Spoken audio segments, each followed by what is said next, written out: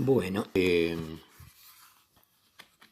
Vamos a hablar entonces un poco del punto 4 del artículo Lo inconsciente de Freud, tópica y dinámica de la represión, como les había dicho, anunciado en el encuentro, en el audio anterior. En realidad, lo interesante de este punto es que algo que yo les decía es que aquí vamos a encontrar eso que Freud llama la descripción metapsicológica de un hecho psíquico, en este caso de las neurosis, de las 3 neurosis de transferencia. Y además Freud, al comienzo nomás de Tópica y Dinámica de la represión, de este punto, él va a decir algo, si él tiene una pregunta respecto de la represión en el sentido primordial, en este sentido de lo que yo les comentaba antes, de ese inconsciente absolutamente incapaz de conciencia. ¿Qué es lo que hace, digamos, que ese inconsciente sea algo totalmente incapaz de conciencia? Y lo que él señala aquí, más como hipótesis en realidad, es que se debería pensar en alguna característica propia de las contrainvestiduras que se forman en lo preconsciente, que impiden de desarrollo y de producción de eso inconsciente más allá de esa contrainvestidura que lo preconsciente ofrece. Es decir, que lo preconsciente, en tanto, digamos, proceso secundario y en tanto, bueno, principio de realidad, el lugar, digamos, donde se forman en la represión secundaria las formaciones sustitutivas, esto mismo, digamos, haría que siempre algo de lo inconsciente en el sentido tópico, del inconsciente, digamos, incapaz de conciencia, no pueda, digamos, desarrollarse ni producirse más allá de lo que pueda presentarse a través y por estas formaciones sustitutivas de lo preconsciente. Es decir, que en lo que llamamos el tercer tiempo de la represión, o sea, el retorno de lo reprimido, siempre de lo inconsciente tópico va a estar presente aquello que de algún modo pudo sustituirse por algún material de representación preconsciente. Es decir, lo inconsciente nunca va a pasar, digamos así, a la conciencia o a formar síntomas de un modo directo, que la formación misma de síntomas, especialmente en las neurosis de transferencia, va a depender precisamente del intercambio, del comercio, como dice Freud, entre los dos sistemas, lo inconsciente y lo preconsciente. Bueno, en este sentido, una aclaración, por si no lo saben, ¿a qué llamamos neurosis de transferencia? Llamamos neurosis de transferencia a las 3 grandes neurosis, digamos así, es decir, la fobia o histeria de angustia, la histeria, en este caso, digamos, la histeria en general, en este caso Freud trata más la histeria de conversión, es decir, aquella histeria que hace algún síntoma corporal, y precisamente el término conversión tiene bastante que ver con eso, es decir, que hay algo de un conflicto o de una cuestión de orden psíquico, psicológico, que se ha convertido, que se convierte en parte teniendo una expresión sintomática a nivel del cuerpo. No digo del soma, digo del cuerpo más bien, porque se trata del cuerpo en tanto cuerpo erógeno, cuerpo ya tomado tomado en su significación, digamos, por el inconsciente. Y la otra neurosis, la tercera neurosis de transferencia, la neurosis obsesiva, que, bueno, es la tercera neurosis de transferencia. ¿Y por qué decimos neurosis de transferencia? Decimos de transferencia porque son aquellas neurosis que Freud consideraba que tenían capacidad de transferencia para poder llevar adelante un tratamiento analítico. Esto lo vamos a ver después cuando veamos transferencia, pero por ahora digo, son aquellas neurosis que pueden, digamos, que pueden transferirle al analista, es decir, poner al analista, a la persona del analista, en un lugar de cierta significatividad que lo autoriza para poder intervenir en la cura, para poder intervenir en la cura. Esto le da un poder al analista que es lo que permite que, digamos, su accionar y su palabra, digamos, tengan cierta eficacia, ya que el único instrumento que tiene el analista es la escucha y la palabra, la escucha y la interpretación, no solamente la interpretación, sino la palabra en general, en un sentido más amplio, y partiendo obviamente de la palabra del paciente. Entonces, decía, en la tópica y dinámica de la represión en las tres neurosis, vamos a ver justamente el despliegue de la descripción de la neurosis como hecho metapsicológico. Siempre hay que tener en cuenta algo que yo les comentaba en una de las primeras reuniones, o digamos audios, ya que no son reuniones por ahora este año.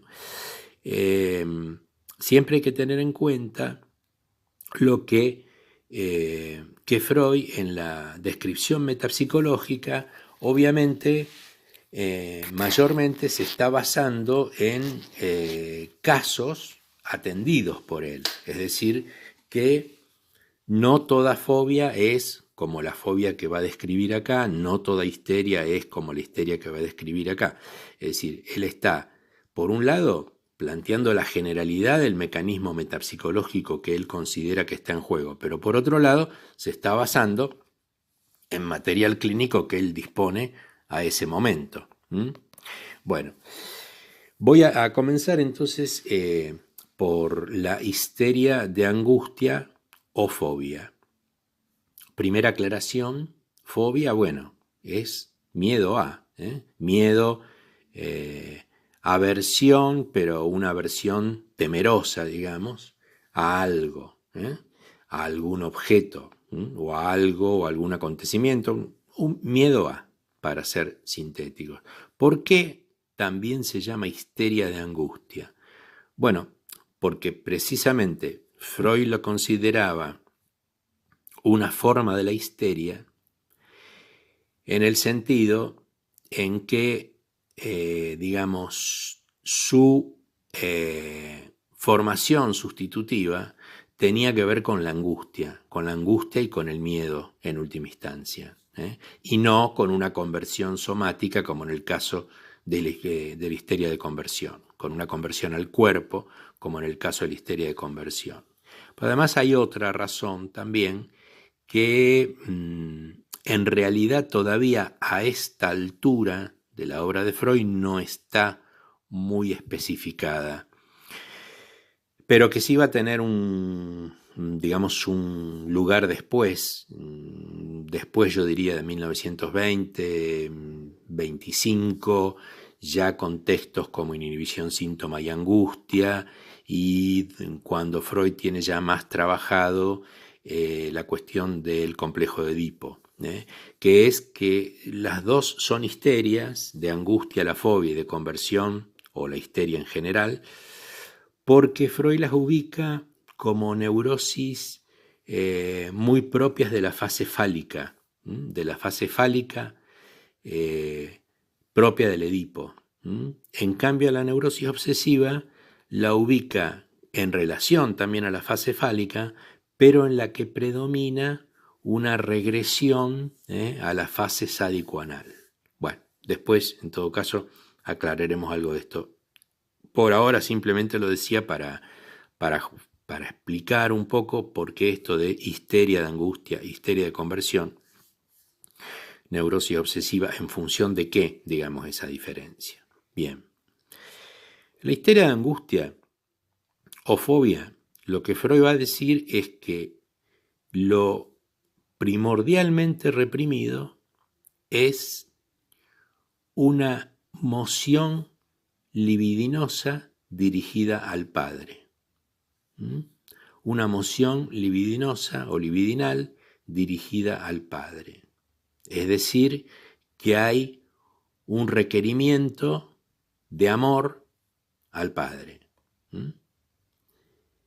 Pero que a nivel de la formación de contrainvestidura contra esta moción inconsciente dirigida al padre, lo que ocurre es que la investidura que se le retira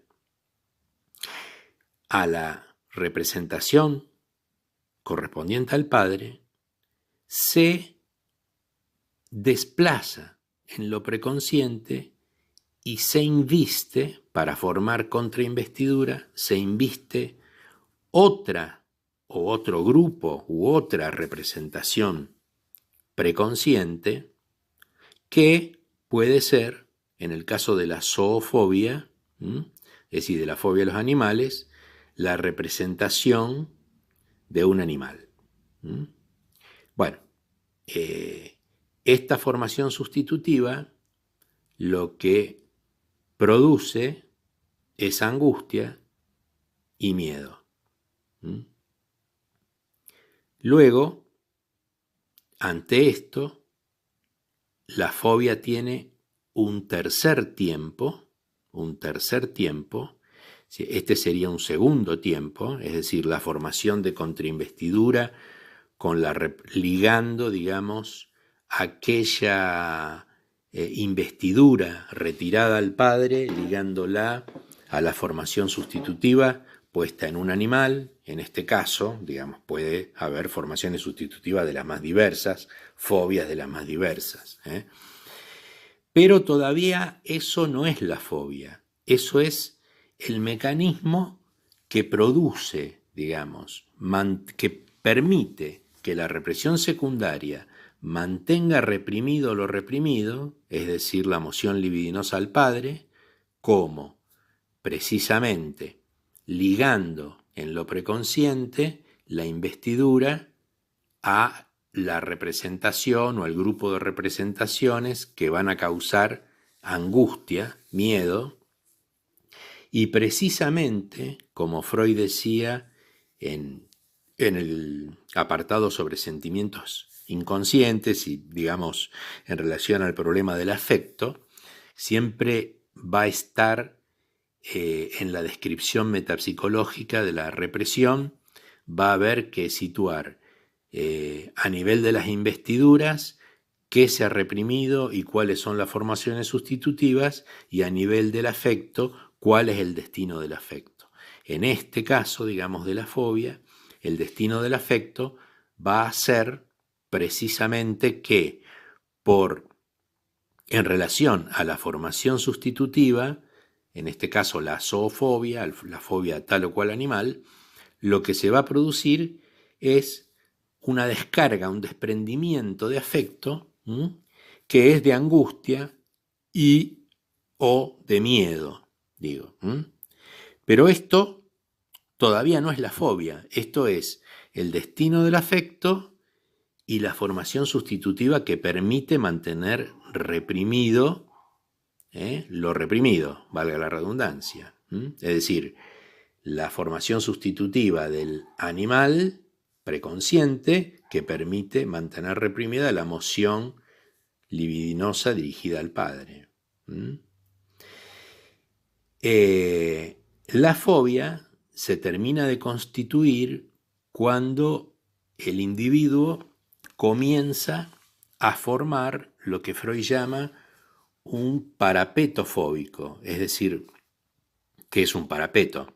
Cuando uno se parapeta, se protege de algo. Entonces, cuando el sujeto comienza a formar un parapeto fóbico, es decir, que comienza a tener que evitar toda situación que tenga que ver con el posible encuentro con ese objeto fobígeno, con ese objeto que genera fobia, en este caso con el animal. El lobo, el caballo, bueno, digo el lobo, el caballo, ¿por qué?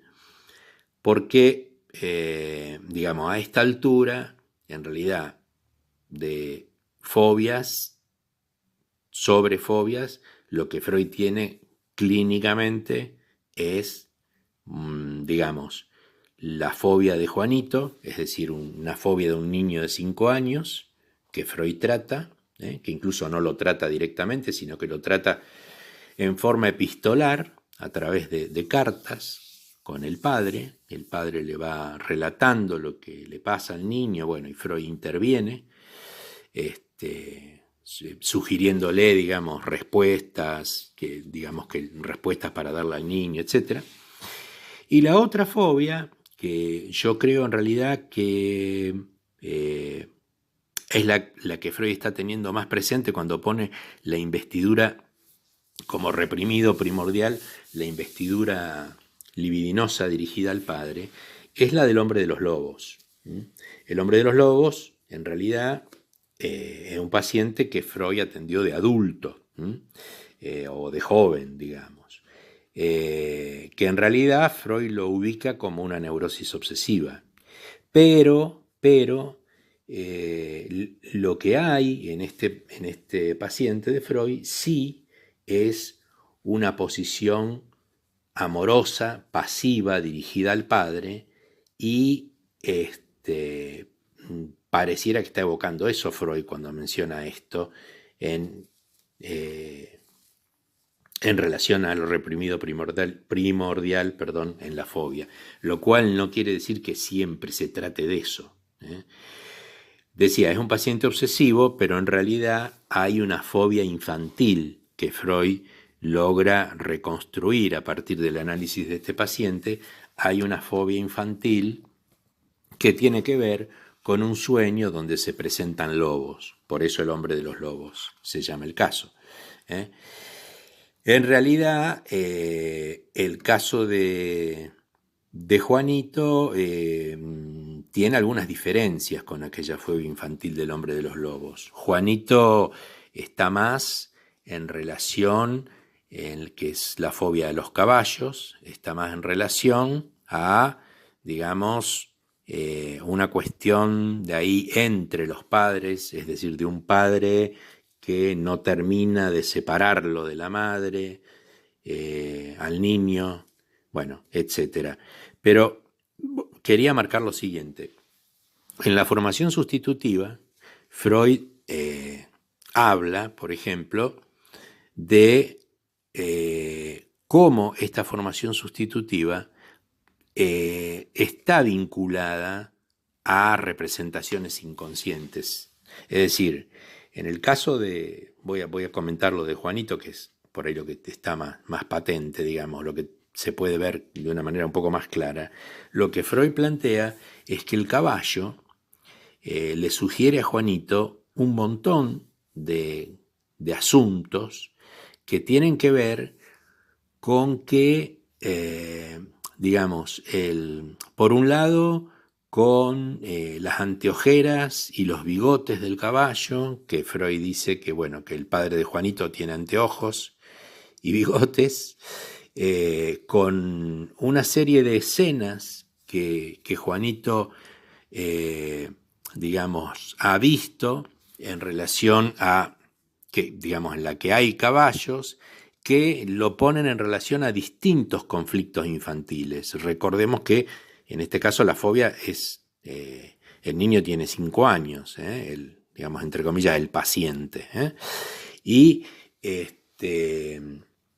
lo que Freud dice es que en torno justamente a esta figura del caballo se pueden, digamos, encadenar una serie de secuencias de representaciones que están más vinculadas a lo inconsciente, que están más cerca de lo inconsciente, digamos así, que precisamente hacen que no sea casual que la formación sustitutiva preconsciente sea precisamente la figura del caballo. Bueno, en relación a esto, digamos, se ve claramente cómo el caballo está subrogando algo de lo reprimido, pero a la vez lo está presentando. Es decir, si bien se trata de un animal, en la representación preconsciente, es un animal que en algo al mismo tiempo evoca cuestiones, asuntos que tienen que ver con la constitución de esa neurosis de Juanito. Evoca la figura del padre, evoca situaciones que tienen que ver también con el nacimiento de una hermanita menor de Juanito, es decir, una serie de asuntos que están evocados al mismo tiempo por el caballo, por la representación del caballo. De modo que por eso,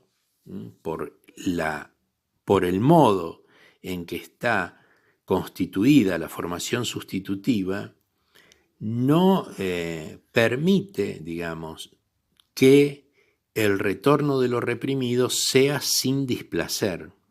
Por eso,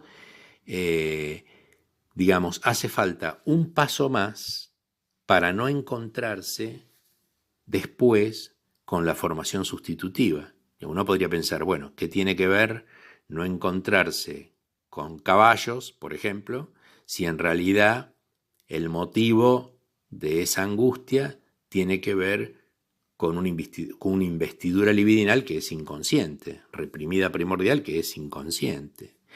Pero justamente por eso la cuestión del caballo no termina de sustituir adecuadamente y, digamos, produce un desarrollo de afecto que es de angustia, de miedo, y por eso hay que armar después lo que sería la fobia propiamente dicha para, digamos, evitar ya el encuentro no con el material inconsciente en sí mismo, sino con el caballo.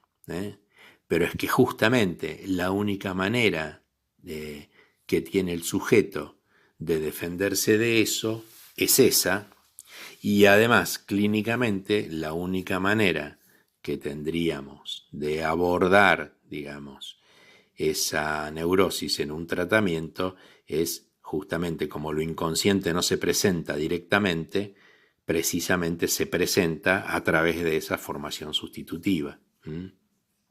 Ahí se ve claramente la relación tópica y dinámica, en este caso, en la fobia. Bueno,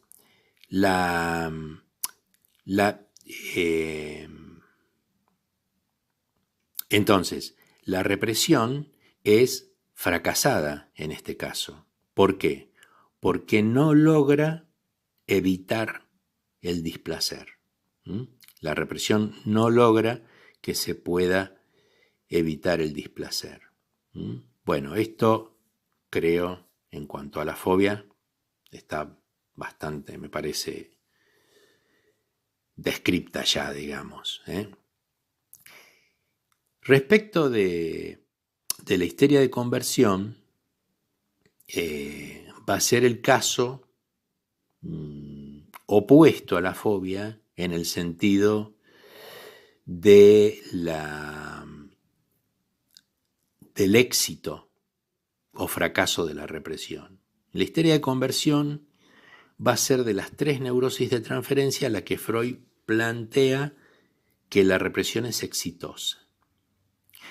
Porque, digamos, justamente va a haber una coincidencia entre la formación sustitutiva y el síntoma, al menos en un primer momento. Bueno, ¿ven? Esto ahora me acabo de acordar, ahora que menciono esto, que no les hice esta diferencia en la fobia. Cuando yo decía en la fobia, vuelvo entonces un segundito a la fobia, cuando yo decía en la fobia que está la formación sustitutiva, que despierta miedo, pero que eso todavía no es la fobia y que hay un paso más para que se trate de la fobia, que es la constitución del parapeto fóbico alrededor de la formación sustitutiva, ese tercer tiempo que yo decía. Bueno, ahí decimos que la formación sustitutiva y el síntoma no coinciden. ¿Por qué?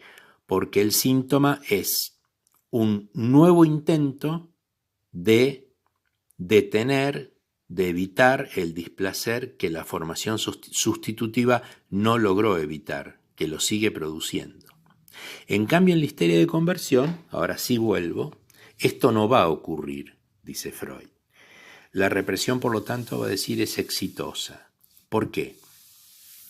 Porque lo reprimido primordial, en la histeria de conversión, es sustituido a nivel de la formación sustitutiva preconsciente por la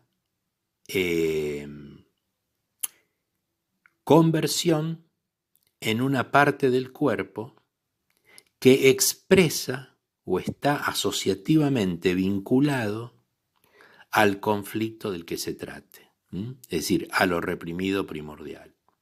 Hay ejemplos, digamos, un ejemplo que se pone habitualmente es, por ejemplo, la parálisis en un brazo de una histérica que remite al brazo, digamos, que estaba en juego en los cuidados del padre, en la enfermedad del padre, en los cuidados al padre, y que entonces este síntoma conversivo en ese brazo paralizado es la formación sustitutiva, es decir, es la ligazón que se hace en lo preconsciente de la investidura libidinal inconsciente reprimida, que, digamos, tiene que ver, en ese caso, con el amor al padre. Pero la diferencia es que, digamos, allí termina todo, podríamos decir, en el sentido de que, ¿qué quiero decir con allí termina todo? Quiero decir que, en realidad, hay una sustitución directa donde la misma formación sustitutiva que tiene que ver con los elementos preconscientes, digamos, que se ofrecen para la sustitución, logra, Freud dice, sofocar el afecto. Es decir, que no haya un desprendimiento de displacer. Así, en la fobia teníamos como destino de afecto el miedo y la angustia. Yo diría primero la angustia y después el miedo en la fobia, porque, digamos, la formación sustitutiva sigue angustiando y después el parapeto fóbico que se forma precisamente es por miedo a encontrarse con aquello que produce angustia. Entonces, yo diría ahí, entonces el destino del afecto tiene que ver con la angustia y con el miedo, sigue produciendo displacer, la represión es fracasada, dice Freud, fracasa, porque no logra el objetivo de evitar el displacer. En la histeria de conversión, inversamente, es exitosa. ¿Por qué? Porque el afecto está sofocado en la inervación somática que está jugada en el cuerpo, en este caso, en el síntoma conversivo de la parálisis del brazo. Entonces no hay desarrollo, no hay desprendimiento del afecto de un modo displacentero, porque está sofocado, Freud dice, por un displacer secundario y muy menor en relación al displacer que ocasionaría lo reprimido, que es, el displacer o la molestia provocado por esa afección de el brazo paralizado. Bueno, en realidad, entonces, la formación sustitutiva en este caso y el síntoma son lo mismo.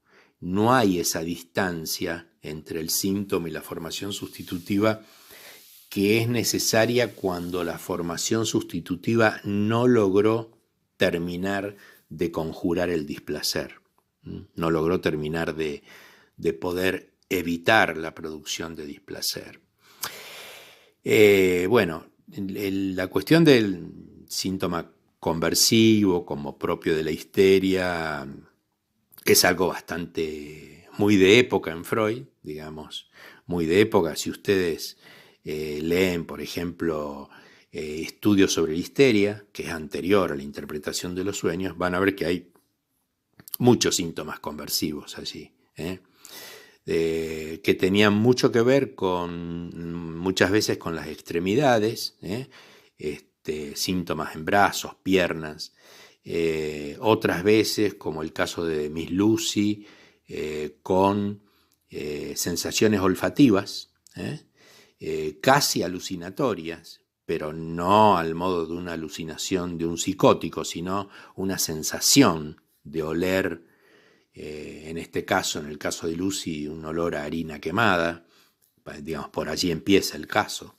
Pero digamos, lo que Freud llamaría la subrogación de un conflicto psíquico y su expresión por la vía de una formación sustitutiva a nivel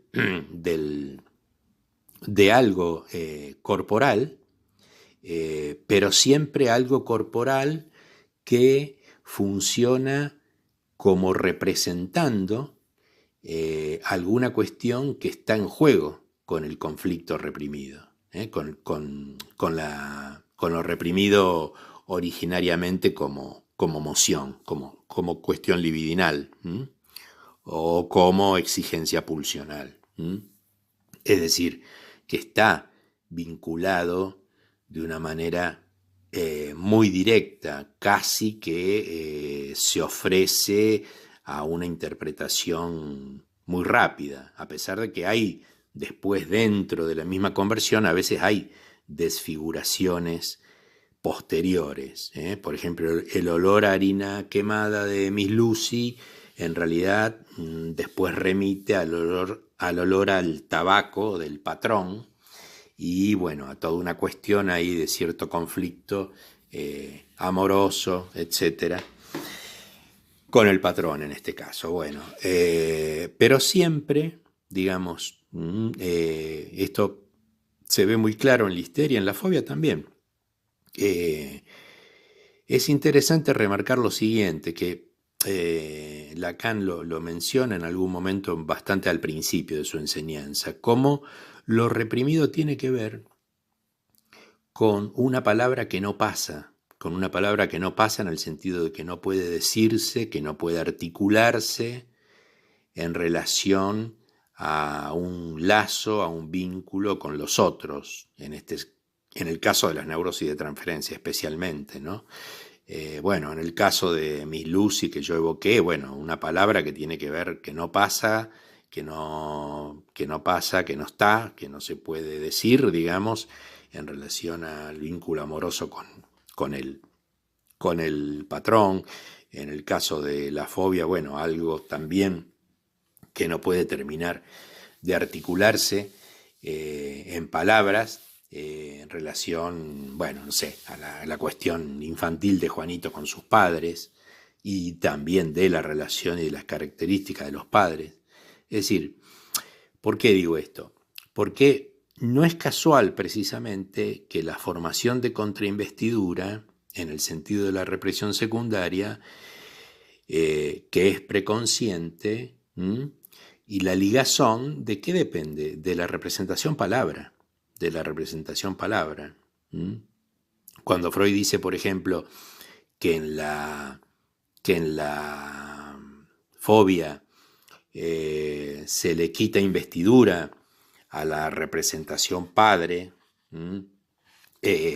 y esta investidura quitada, este exceso de investidura que tendría la representación padre, porque tendría un exceso de investidura por la misma moción libidinosa que está digamos, reprimida, el padre tendría una investidura, una sobreinvestidura excesiva, porque está libidinalmente cargado, catectizado inconscientemente. Eso se retira y se pasa al caballo o a cualquier otra representación. ¿Qué nos está diciendo? Que precisamente una palabra algo que habría que decir respecto del padre, no se puede decir, y produce sus efectos en otro lugar, que está asociativamente conectado al padre de alguna manera o al conflicto en cuestión, pero es otro lugar. Bueno, esto, por eso es en lo preconsciente, o sea, en lo preconsciente, que justamente es lo que permite o no el paso a la conciencia, pasa de otra manera, pero no pasa, digamos así, diciendo lo que hay que decir o lo que habría que decir, porque precisamente en todas las neurosis esto puede verse claramente. Vuelvo al caso de la fobia. Precisamente no es que en este caso el niño fóbico no puede acercarse al padre o no puede hablar con el padre, o no, la relación con el padre está perfectamente conservada como si no tuviera ninguna significatividad particular. Pero, bueno, aparece la otra cuestión, lo sintomático en relación al animal. Bueno, lo mismo en la histeria de conversión. Lo que pasa es que en la histeria de conversión, bueno, el síntoma, la forma de sustitución que se ha posibilitado, permite que no haya displacer, que el afecto quede sofocado y no se desarrolle displacenteramente. Ahora, ¿por qué? Bueno, ahí hay un tema que tiene otro espesor del que Freud se ocupó también, no lo vamos a comentar acá, que es el tema de la elección de neurosis. ¿Por qué alguien es un histérico o por qué alguien es un obsesivo? ¿Por qué alguien hace una neurosis y por qué otro hace otra? Bueno, y finalmente me refiero a la neurosis obsesiva. En realidad es, digamos, la neurosis obsesiva tiene algo que lo diferencia de las otras dos, como les decía yo al principio, que es la regresión a la fase salicuanal. Bueno, ya que mencioné la regresión no es solamente un mecanismo propio de los sueños. La regresión es, digamos, la vuelta de la libido a fijaciones inconscientes que están privilegiadas en un sujeto por algo. O sea, en realidad la regresión está en todas las neurosis también. ¿Por qué? Bueno, porque hay regresión a satisfacerse en la fantasía, porque hay regresión a elementos de representación o representantes de pulsión propios de determinada fase libidinal. En este caso, la neurosis obsesiva es un ejemplo de eso. Lo que Freud dice es que lo reprimido primordial tiene que ver con una emoción hostil. O sea, una emoción hostil, ¿qué quiere decir? Es una emoción en donde la agresividad está privilegiada y que en realidad no es que no tenga que ver con el amor, lo que pasa es que tiene que ver con una relación muy particular, digamos, con el otro, que precisamente en donde precisamente la cuestión hostil está presente porque, digamos, hay en relación al otro, al lazo con el otro, una regresión a ese punto. ¿Por qué? Bueno, en realidad esto por ahí lo podríamos hablar mejor en otro momento, pero en realidad lo que Freud plantea es que justamente la fase sádico-anal, pasa que esto lo va a plantear después, digamos, no todavía aquí, pero digamos en esta época de su obra, pero que unos años después, pero que la fase sádico-anal tiene que ver también con toda esta disputa con el otro en relación al amor y al objeto que el otro nos demanda, las heces y, digamos, toda una relación que tiene que ver con toda una tensión en relación al amor y al odio propio de la fase anal. Por algo se llama sádico anal. Recuerden lo que cuando hablamos de la pulsión sádica también en la orientación contra la persona propia, el tema de que el sadismo estaba ligado al control y a la cuestión, digamos, de cierto placer en la cuestión del control y de eso que el otro exigía. Bueno, en este caso, lo que va a tener en común con la fobia es que la contrainvestidura que se va a formar como represión secundaria tampoco va a constituir en sí misma la neurosis, sino que también va a tener un tercer tiempo, la neurosis obsesiva. A ver, Freud dice que en realidad esa hostilidad es reprimida originariamente, es sustituida por una formación reactiva generalizada que toma todo el yo, que todo el yo está en una formación reactiva generalizada y que esto produce que el afecto aparezca coloreado, pintado, digamos, manifestándose de un modo diverso. ¿De un modo diverso a qué? De un modo diverso respecto de la hostilidad reprimida. Es decir, que en la formación reactiva del obsesivo vamos a encontrar una expresión del afecto que tiene que ver, Freud dice, con la excesiva bondad, la oblatividad, eso que es, por otro lado, sospechoso, digamos, porque aparece como remarcado, como excesivo, bueno, casi como una desfiguración de esa hostilidad reprimida.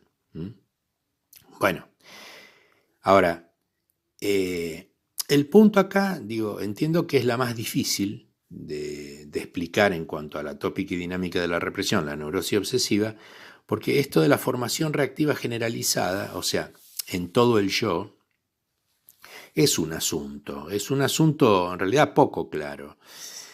Una formación reactiva es, como lo dice el término, algo que se forma en reacción a, es decir, que siempre está como una reacción por el opuesto. Sí. Lo que Freud dice es que acá esa reacción por el opuesto, ¿opuesto a qué? A esa hostilidad reprimida, a la pulsión sádica, anal, hostil, reprimida. Entonces, el yo toma esa forma reactivamente, o sea, uno de manifestarse como un opuesto a eso. Pero Freud dice que cuando comiencen a aparecer luego ideas obsesivas o angustia social o la necesidad de rituales porque comienza a retornar lo reprimido, poniendo en cuestión esta formación reactiva que coloreaba al afecto de un modo opuesto, ahí va a ser necesario, ante la emergencia de angustia nuevamente, la constitución de síntomas obsesivos, como rituales, como la necesidad de rituales, de distintos mecanismos que, digamos, el paciente piensa mágicamente que sirven para conjurar algo malo que puede pasar, algo malo que puede pasar. Eso malo que puede pasar no es otra cosa que lo que tiene que ver con su hostilidad reprimida. Pero digo, la neurosis obsesiva es bastante, digamos, habría que entrar mucho más en detalle para algunas cuestiones en relación a que, bueno, por ejemplo, la formación reactiva como expresión, digamos, de la represión secundaria, como sustitutiva, que Freud dice, toma todo el yo. ¿Por qué él aclara esto? Bueno, porque en realidad hay formaciones reactivas que son puntuales.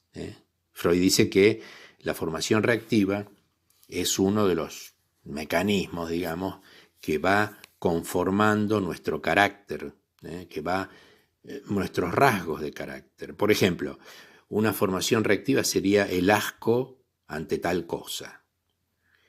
Bueno, pero Freud dice, bueno, pero hay, digamos, formaciones reactivas. Esto lo dice mucho después, en Inhibición, Síntoma y Angustia, o sea, 10 años después. Hay formaciones reactivas que son puntuales, son precisamente formaciones reactivas en relación a algo. El asco a tal cosa. Bueno, que sería una formación reactiva a lo mejor, cierto placer que tal cosa me daría. Pero planteada así, como formación reactiva, como algo generalizado en el yo, lo que está planteando es que hay como una cuestión de formación de carácter ahí, del carácter del obsesivo, en donde todo su yo se posiciona en forma reactiva u opuesta a esa hostilidad reprimida. Y que entonces esto, digamos, es algo que no, digamos, primero que es un gran gasto represivo y segundo que por lo mismo no, digamos, está siempre expuesto a quebrarse esta formación reactiva, que es cuando empieza a aparecer nuevamente la angustia, cuando empieza entonces a necesitar dar un paso más, que serían todos los actos, rituales, obsesivos, etcétera, para contrarrestar ese displacer que indica que la represión también aquí fracasa, igual que en la fobia, y hace falta ese tercer tiempo del síntoma o de los síntomas obsesivos. Bueno, si piso primero con esta pierna y después con la otra, va a pasar algo malo, en fin. Bueno, el caso del hombre de las ratas, de Freud, que, bueno, por ejemplo, si digamos, estaba con la mujer que quería, se moría el padre, etc. Bueno, pero remarco esto porque tiene otros puntos más difíciles, digamos, la neurosis obsesiva, para terminar de explicarla. Es más, Freud, en la conferencia 23, que se llama Las vías o los caminos de la formación de síntomas, justamente lo que él dice, cuando plantea allí distintas cuestiones sobre la formación de síntomas, es que en realidad reserva todo lo que dijo más bien para las histerias, porque dice, la neurosis obsesiva interviene algo distinto, algo diverso, que no es que no tenga que ver con todo lo que interviene en la formación de síntomas. ¿A qué se refiere con eso? Bueno, lo que interviene en la formación de síntomas, ¿qué son? Bueno, las primeras experiencias infantiles, los traumas, las fantasías, los factores desencadenantes, o sea, algún hecho que desencadena la neurosis, bueno, etc. Él va planteando ahí lo que llama las series complementarias, o sea, las series, cómo se complementan, digamos, los elementos infantiles, los traumas, las vivencias infantiles, las fantasías, y algún factor en la vida, algún hecho en la vida de un sujeto que a partir de allí se desencadena la neurosis, o se empiezan a formar síntomas, a aparecer los síntomas neuróticos. Bueno, él dice que todo ese encadenamiento en realidad está como hecho a medida de la histeria, de la experiencia que él tiene con la histeria. Dice, pero en la neurosis obsesiva no es que no haya estas cuestiones presentes. Pero dice, pero hay algo más, dice, como diciendo algo más que no termino de discernir, que tiene que ver con el narcisismo, dice Freud. Precisamente con el narcisismo, digamos, ¿qué es el narcisismo? Es, digamos, digamos, la teoría analítica en torno a qué, en torno al yo. Algo, es decir, que algo está vinculado ahí respecto de cierta particularidad del yo en el obsesivo que tiene que ver con esta formación reactiva generalizada en todo el yo, que Freud plantea como formación sustitutiva. Incluso es curioso porque él no lo trata acá como una sustitución entre representaciones, como era en la fobia o como era en el caso de la histeria de conversión, sino que esa formación sustitutiva generalizada en el yo es la formación sustitutiva. O sea que hay algo que le pasa al yo, una acomodación del yo como formación sustitutiva. Y después eso se empieza a ser insuficiente y comienzan a aparecer los elementos angustiosos respecto de temáticas que tienen que ver con la agresividad o con peligros, con producir un daño sin querer queriendo, como decía el Chavo, etcétera, ¿no? Bueno, creo que más o menos les he mostrado con este desarrollo la tópica y la dinámica de la represión. Seguramente quedarán preguntas.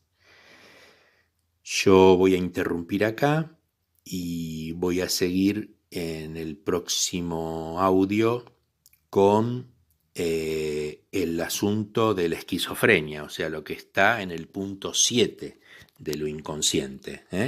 El próximo audio que también se llamará lo inconsciente. Bueno, hasta ese momento entonces.